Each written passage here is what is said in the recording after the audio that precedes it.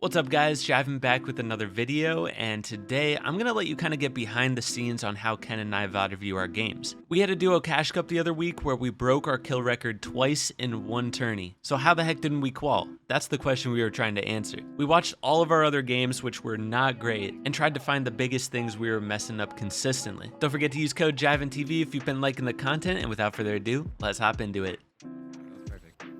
Oh, this was that team we pushed on Mountain that just played so weird. I'm sneaking up. Yeah.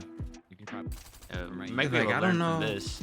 Yeah, I don't know how we do this differently.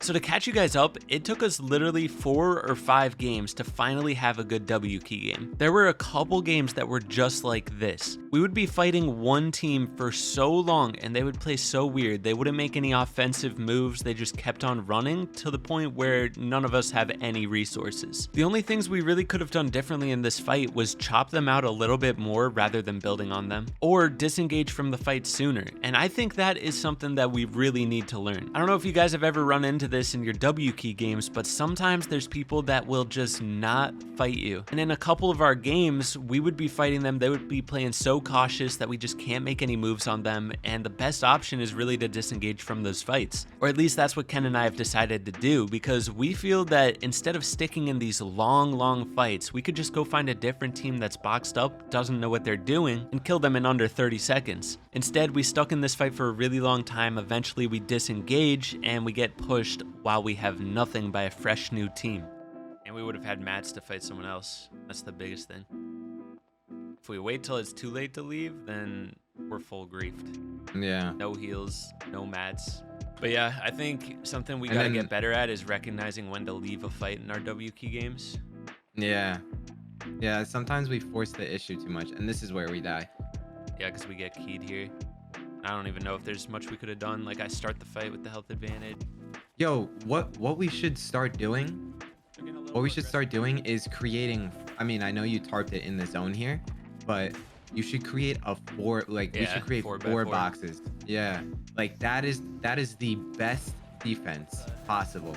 4x4. So something that we realized we need to start doing on a half and half rotate like this, see how it pulls all the way across the zone. Something we talked about here is if it pulls that far, we need to rotate a little bit earlier, but not full rotate early. We need to get to a checkpoint. That way we don't have zone all the way on our back. In this situation, we planned on going left, and that's what we ended up doing, and it worked out. But we could have gone a little bit earlier so that we don't have zone pressing into our back. We get to a checkpoint so that it's less stressful overall. It's like when you have a really long task to do, you chop it into little pieces to make it easier in the long run. That's the kind of approach that we're talking about doing in the future on a long max distance half and half. Couldn't go center here, bro.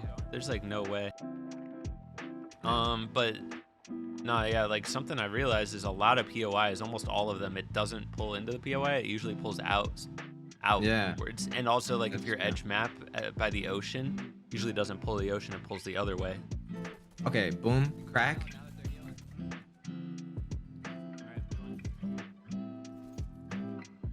I think this was a little. I think we should have. I think we hugged the zone a little too much here.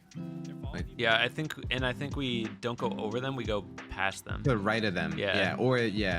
Like I think that was like kind of like I did, but even more than what I did. Yeah, like more to even the more. right.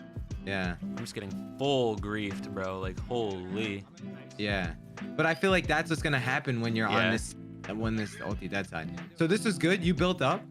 I like that. Now we look back for a second, but this is the part where we died, I think, because we did this. No, it's later. Like in like 20 seconds, I think. I got greedy for this loot. Ready? Look at this. Ready?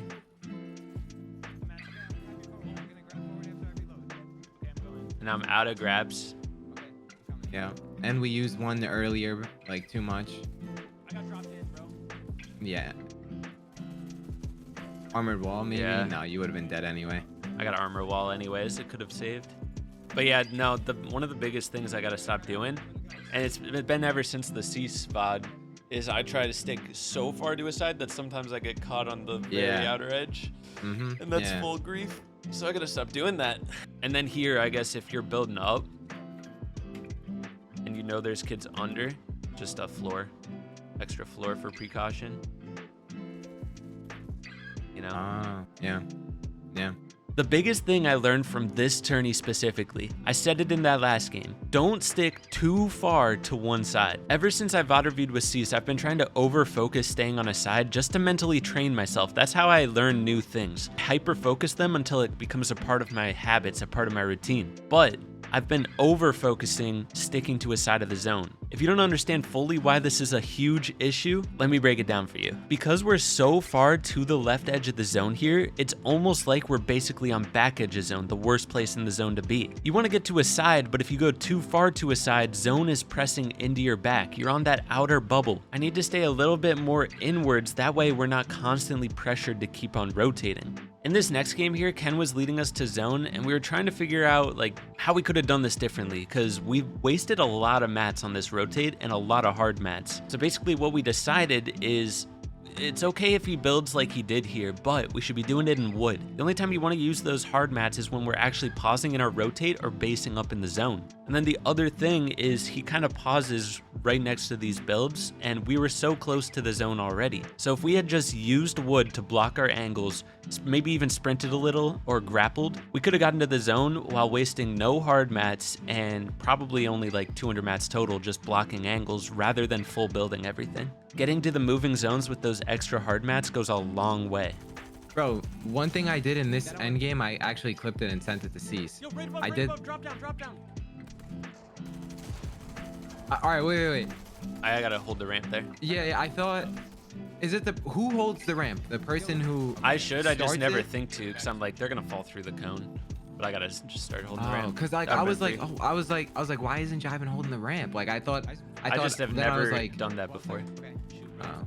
See here, the same thing happens. I land too far on the edge and zone is immediately pushing us in the back. I've realized from this VOD review that I do this way too often and it actually throws our tourneys. I do create extra space in wood, which is good. Anytime you're not sure where to rotate yet and you need a little extra time to decide, you build in a little wood to give you that extra time. But we shouldn't have been caught on that back edge regardless. Just once and going up. Yeah, we landed a bit too edge again. Yeah. But I build wood. Okay, this is where I die, and I was watching it yesterday. Okay, I'm coming. Not our bottom floor. Oh, no. Did you go after the red guy, or? I like got greedy for. I got greedy for the freaking kill. Going again. Oh, that was really. Okay, I'm coming.